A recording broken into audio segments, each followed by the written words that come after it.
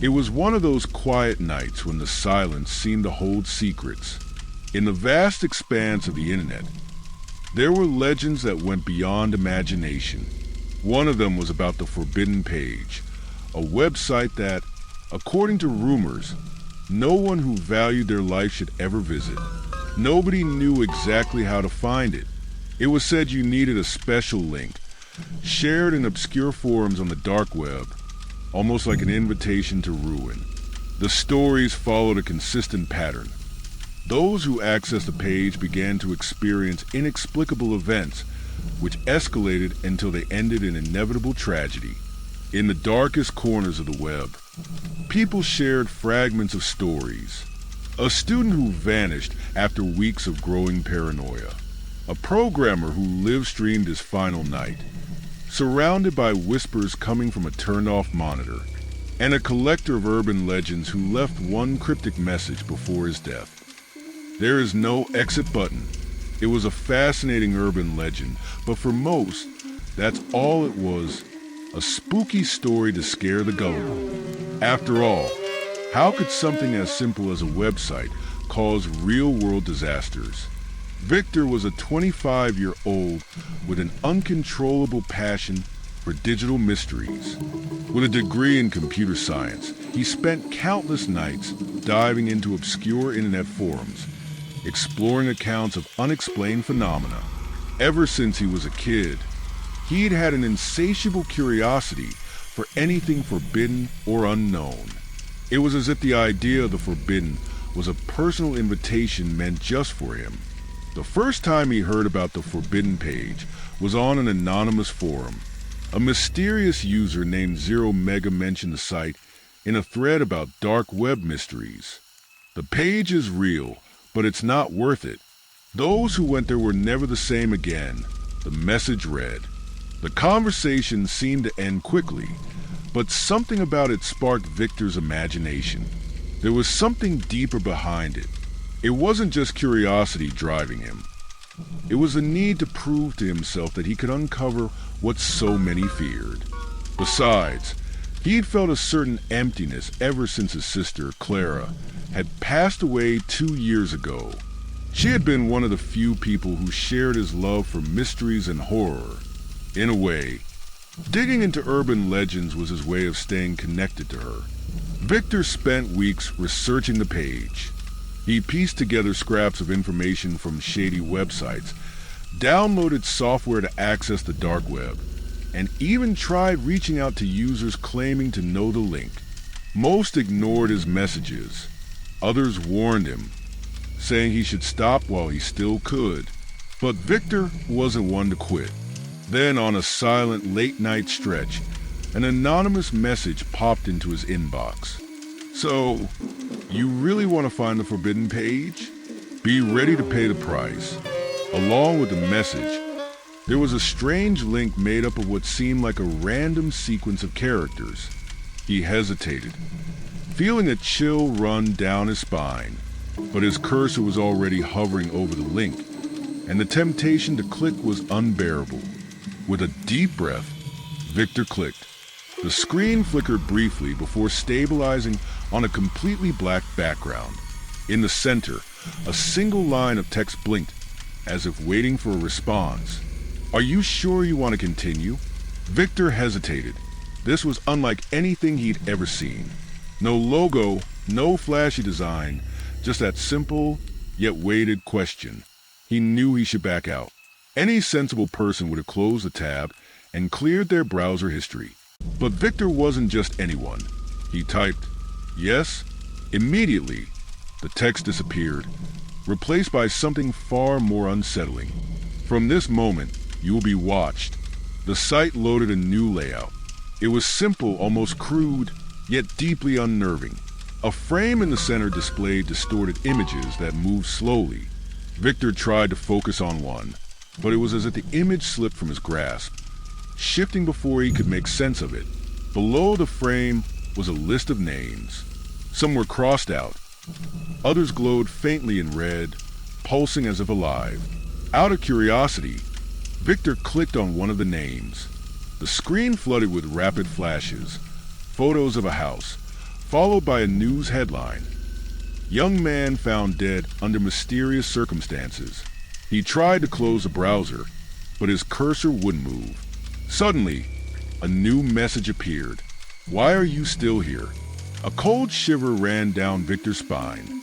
The feeling of being watched was almost tangible. He glanced around, half expecting to find someone in his dimly lit room. But he was alone, or at least he thought he was. The page persisted, now displaying a new instruction. Enter your name to continue. Victor's breathing quickened. He didn't want to type it, but something inside him, whether adrenaline or sheer curiosity, urged him on. As soon as he hit enter, the lights in his room flickered and he heard a faint sound, almost like a whisper, coming from his headphones. The web page went completely blank. One final message lingered on the screen before everything disappeared. You started. There's no way out. That night, Victor struggled to sleep. Every little noise in his house felt amplified. The faint creak of the wooden floorboards, footsteps outside. Even the hum of his turned-off monitor seemed to form a haunting symphony of unease. He tried to convince himself it was just his mind playing tricks, a side effect of diving into something so unsettling. But by morning, things began to shift. When he woke up, he noticed something odd on his computer. His desktop icons had been rearranged into what looked like a smiling face. Strange, but probably just a glitch, he thought. Still, it left an uncomfortable feeling. When he opened his browser, he saw that the tab for the forbidden page was open again, even though he was certain he'd closed it before going to bed. This time, a new message greeted him. We're closer than you think. Victor pushed his chair back from the desk, his heart racing. The sense of being watched was unbearable. He shut down his computer, unplugged it, and tried to go about his day. But things only got stranger. While he was making coffee, his radio, one he didn't even remember turning on, started broadcasting static. Beneath the noise, he could make out a muffled voice softly whispering his name. He froze, forcing himself to believe it was a coincidence. But when he turned the radio off, a faint laugh, light, almost childlike, echoed through the room. When he stepped outside, hoping for some air, he noticed something peculiar. The people around him looked normal at first glance, but whenever he stared at someone for more than a few seconds, he felt like they were looking back at him, with blank, emotionless faces. He shook his head, trying to dismiss it as paranoia, but the growing sense of unease was impossible to ignore. That night, the nightmare truly began. Victor woke up at exactly 3:33 a.m., his room bathed in darkness. His phone, which had been charging on the bedside table, lit up on its own, displaying a new message. Why are you running? Then he noticed his computer monitor. Even though it was off, he saw the faint reflection of something behind him, a shadowy figure with glowing eyes. He spun around quickly, but the room was empty, or at least it seemed to be. Victor realized at that moment that the page wasn't just a website. It was something more, something alive, and it had now embedded itself into his life. The days that followed turned Victor's life into a waking nightmare. The feeling of being watched never left him, not even in broad daylight. At work, he felt invisible eyes tracking his every move. At home, the sounds intensified, footsteps echoing down the hallway, whispers drifting from the next room. On the third night, Victor woke up to the sound of knocking on his window. His apartment was on the 4th floor, making it impossible. Even so, he approached cautiously, his heart pounding in his chest. There was nothing outside, but the glass was fogged, marked with what looked like human handprints. He began noticing patterns in everything. Every time he glanced at the clock, it read 3:33. Every call he tried to make dropped after 3 rings, and the messages on his computer came back, appearing even when it was disconnected from the internet. You're late. They're coming. What you've seen cannot be undone. Victor decided he needed help. He turned back to the deep web forums, desperate for answers, but every inquiry led to a dead end. Most users insisted that the page's curse was irreversible. Others suggested destroying all his devices, but Victor knew it was pointless. The page had crossed the boundary of the digital and entered his reality. One desperate night, he found a user named Silent Key, who claimed to have faced the same situation. Silent Key explained that the page wasn't just a site, but a portal to something beyond human comprehension. Something existing between the physical and digital worlds, feeding on fear and despair. "You can't escape," Silent Key wrote, "but you might be able to delay the inevitable." Silent Key guided him through a ritual supposedly capable of weakening its presence. It involved erasing every trace of the page and performing a specific sequence of actions at exactly 3:33 a.m. With no other options, Victor decided to try. That night, he prepared everything as Silent Key had instructed. At 3:30 a.m., he turned off all the lights, sat in the center of his living room, and began the ritual. But when the clock struck 3:33, something went horribly wrong. A deep, distorted laugh echoed around him. The air grew heavy, and Victor felt an invisible force pressing down on him. Suddenly, the voice he had heard before whispered again, this time as clear as day. "Do you think you can stop us?" You opened the door. The lights flickered, and Victor saw shadows sliding across the walls, forming twisted faces. He screamed, but his voice was swallowed by the void. Everything went black. Victor woke up on the floor of his living room, his body drained, as if he'd been battling something for hours. The room was in complete disarray. Furniture overturned, objects shattered, and deep claw-like marks etched into the walls, as if an invisible force had ripped through the space. He glanced at the clock, 4:44 a.m. He was alive, but an ominous feeling told him that survival didn't mean safety. The page's influence was stronger than ever, its presence lingering like a shadow that refused to fade. Desperation took hold, and Victor decided he needed more answers. He reached out to Silent Key again, demanding to know what had happened. The reply came quickly. "You've gone too far. The door is open, and now they're with you." Victor pressed for more, but Silent Key blocked him without another word. Feeling abandoned, Victor pieced together the fragments of information he'd gathered over the past few days. A chilling pattern emerged. Every victim of the page had faced something tied to their deepest fears, as though the page had the power to manipulate reality itself. Then, he remembered something he had read weeks ago in an obscure forum. The page was rumored to have been created as part of a secret experiment, a fusion of advanced technology and occult practices designed to push the boundaries of the human mind. But the experiment had gone horribly wrong. The page had taken on a life of its own, becoming a sentient entity that fed on human emotions. Determined to find a way out, Victor began scouring his devices. To his shock, he discovered hidden folders on his computer, filled with files he had never created. There were videos, footage of him sleeping, walking around his apartment, even performing the failed ritual. In one of the recordings, a distorted shadow loomed behind him, silently watching. In the final video, a message appeared. "You still have a choice. Offer something in return." Victor realized the page didn't just want his fear. It wanted his complete surrender. The entity demanded a sacrifice, something of profound value, to satisfy its hunger. That night, with no other options left, Victor decided to confront the page one last time. He reopened the link, almost instinctively now, and was met with a chilling question. What will you offer in exchange for your freedom? Unsure of what he was truly giving up, Victor typed a single word, "Me." The site immediately vanished, and every light in his home went out. For a moment, there was only darkness and silence. Then, a final message illuminated the screen of his powered-down computer. "We accept."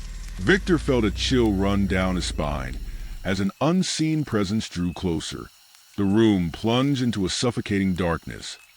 Not just the absence of light, but something deeper, as if the air itself had thickened, saturated with an oppressive, invisible force.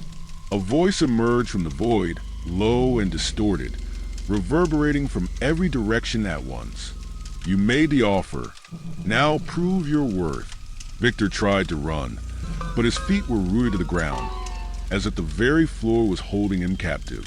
The room began to warp, its walls bending and curling inward, as if drawing him into a living nightmare. Shadows that had once moved faintly along the walls now morphed into humanoid shapes, their faces blurred and undefined, their eyes glowing empty, endless voids. He screamed, but the sound was swallowed by the oppressive silence. That same haunting laughter he'd heard before echoed, now accompanied by murmurs whispering incomprehensible words. The shadowy figures circled him slowly, savoring his fear like a predator toying with its prey. "I did what you asked," Victor shouted, his voice shaking. "I gave myself to you." The response was a guttural, mocking laugh. One of the shadows stepped forward, its form flickering like static, and spoke in a voice like fractured echoes. "You think we are so simple? Offering is not enough. You must accept. You must understand." Suddenly, Victor was consumed by a vision, his mind filled with flashes of his life, moments of regret, pain, and loss. He saw his sister Clara, her laughter from a cherished childhood memory, fading into a blur of darkness. He relived the moment he clicked on the forbidden link, the reflection of his face on the screen, his curiosity shifting into something far darker. The voice returned, now unbearably close. "You opened us. Now, you are the door." With dawning horror, Victor realized what this meant. He wasn't just a victim. He was being absorbed into the entity. His soul, his memories, his fear. They were being consumed, transformed into part of the cursed page itself. He would become another fragment of the sinister web, a trap for others like him. In one final act of desperation, he tried to resist. "You can't take me," he shouted, his voice raw and defiant. But the shadows surged forward, pulling him down into the floor, which had turned into a viscous pool of pure darkness. It engulfed him completely, dragging him into its endless abyss. The last thing Victor saw was his own reflection in the surface of the darkness, distorted, hollow-eyed, and grinning. Victor woke up in his chair, his heart racing and his body drenched in sweat. For a brief moment, he believed it had all been nothing more than a horrible dream. His living room was intact. The computer turned off, and the clock read 6 a.m. He took a deep breath, trying to convince himself that he had escaped. He got up, washed his face in the bathroom, and looked into the mirror. But when he met his own reflection, something made him freeze. His eyes, they weren't normal. The usual spark was gone, replaced by something hollow, lifeless. He returned to the living room and turned on his computer, driven by an impulse he couldn't understand. As soon as the machine booted up, the forbidden page reappeared without him doing anything. This time, there was a new message. "Welcome back, Victor." He tried to close the tab, but the cursor wouldn't respond. He attempted to shut down the computer, but the power button seemed inoperative. Then, a camera in the corner of the screen activated, showing his own image sitting there. But something was off about the reflection.